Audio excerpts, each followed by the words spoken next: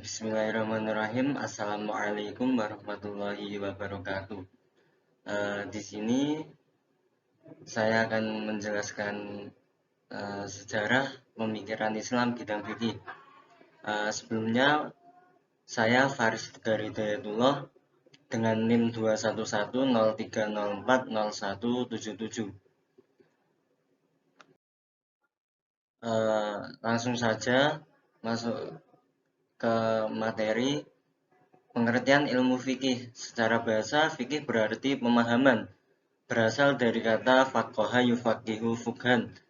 Kemudian secara istilah, fikih adalah hukum-hukum syar'i yang bersifat amali yang digali dari dalil terperinci.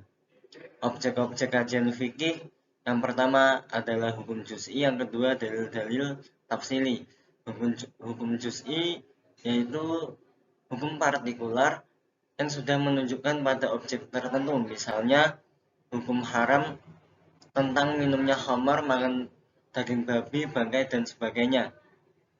Kemudian dalil-dalil tafsili, dalil yang sudah merujuk pada hukum tertentu, misalnya dalam dalil wala taqrabuz zina. Sebagai dalil tafsili, hukum keharaman mendekati zina.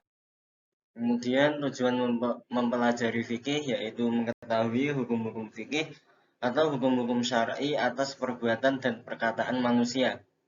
Setelahnya, pengetahuan atas hukum-hukum fikih diaplikasikan dalam kehidupan sehari-hari. Kemudian pengertian usul fikih berasal dari jamak aslun yang berarti sesuatu yang menjadi pijakan segala sesuatu. Fikih artinya mengerti atau memahami, seperti yang sudah dijelaskan tadi. Kemudian objek dan ruang lingkup usul fikih. Yang pertama hukum kulli yang bersifat umum, misalnya hukum wajib, sunnah, haram, makruh, dan mubah. Kemudian dalil-dalil ijmali yang bersifat global, misalnya am, mutlak, muqayyad, qiyas, ijma, dan sebagainya. Kemudian tujuan dan manfaat mempelajari usul fikih. Tujuannya adalah mengetahui dan menerapkan dalil-dalil ijmali untuk menggali hukum-hukum syar'i yang bersifat amali. Kemudian untuk mengetahui nalar dan metode yang dilakukan para mujtahid.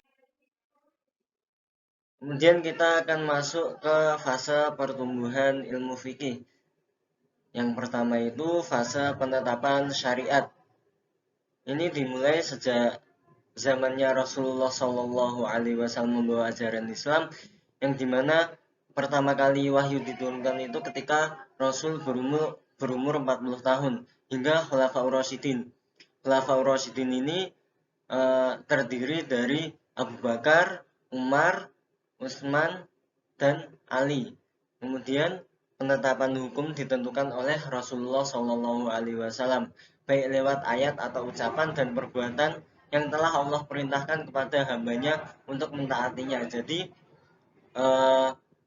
penentuan hukum pada waktu itu hanya melewati satu pintu, yaitu Rasulullah. Kemudian dilanjutkan para sahabat. Para sahabat ini dinilai karena mempunyai kredibilitas ilmu yang dapat teruji. Kemudian yang kedua, fase peletakan dasar fikih. Masa ini dimulai dari sahabat junior dan tabiin senior. Fase ini lahir dua corak pendekatan hukum. Pertama, meletakkan hadis sebagai penetapan suatu masalah yang berpusat di Makkah dan Madinah. Kedua, dalam periwayatan hadis, kompensasinya menggunakan logika sebagai penetapan hukum yang berpusat di Kufah, Irak. Kemudian, yang ketiga, fase kecermalangan fikih. Yang pertama, kenapa bisa disebut fase kecermalangan fikih? Yang pertama, lahirnya para imam mazhab yang 4. Mengenai mustahid, tidak hanya ada 4, tetapi banyak mustahid lainnya yang dari segi keilmuan tidak kalah dari 4 imam mazhab. Tapi dari yang biasa kita kenal ada 4 imam mazhab. Kemudian yang kedua, perhatian pemimpin atau khalifah Bani Abbasiyah pada waktu itu terhadap kajian fikih dan para fuqahanya. Jadi ini salah satu pengaruh dari seorang pemimpin yang akan memberikan fasilitas dalam kajian keilmuan. Akhirnya hasil yang didapat dari kajian keilmuan itu dapat disebarkan kepada khayalak umum. Kemudian yang ketiga, maraknya pembukuan dari berbagai disiplin ilmu. Pada masa pemerintahan Al-Ma'mun ditemukan bahan kertas oleh Al-Fadil bin Yahya Al-Barnaki. Kemudian yang keempat, banyaknya terjadi diskusi argumentasi. Hal ini terjadi karena perluasan wilayah Islam sehingga terjadi interaksi budaya, adat istiadat, dan bahkan keyakinan dari luar. Kemudian yang keempat, fase kejumudan dan fanatisme mazhab. Pada masa ini pengikut mazhab menjadikan kesimpulan pendahulunya sebagai rujukan utama dan ketetapan final yang tidak dapat dirubah. Bahkan dalam Al-Quran dan Sunnah itu sudah ada dalilnya tapi masih dipertentangkan. Kemudian yang kelima, fase transisi. Pada masa fase transisi ini lahir tokoh-tokoh, yaitu yang pertama Muhammad Ibnu Abdul Wahab. Pemikiran beliau banyak dipengaruhi oleh pemikiran Ibnu Taimiyah. Kemudian yang kedua, Syekh Waliullah Ad-Dahlawi. Beliau menulis buku tentang sebab kemunduran umat Islam. Kemudian yang ketiga, Jamaluddin Al-Afghani, pencetus pan-islamisme dan ulama serta ahli filsafat dari Kabul. Kemudian yang keempat, Syekh Muhammad Abduh, murid dari Jamaluddin Al-Afghani.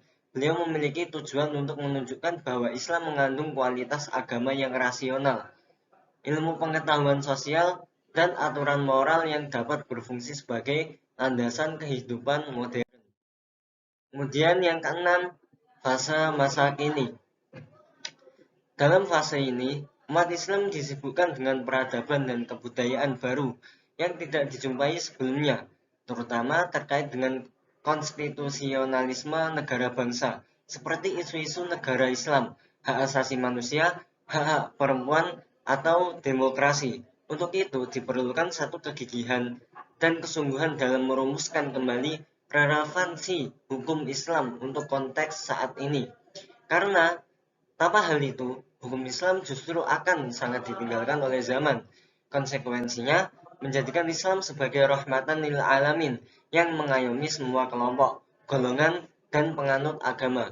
Umat Islam merasa acuh dengan doktrin hukum Islam yang dianggap ketinggalan zaman.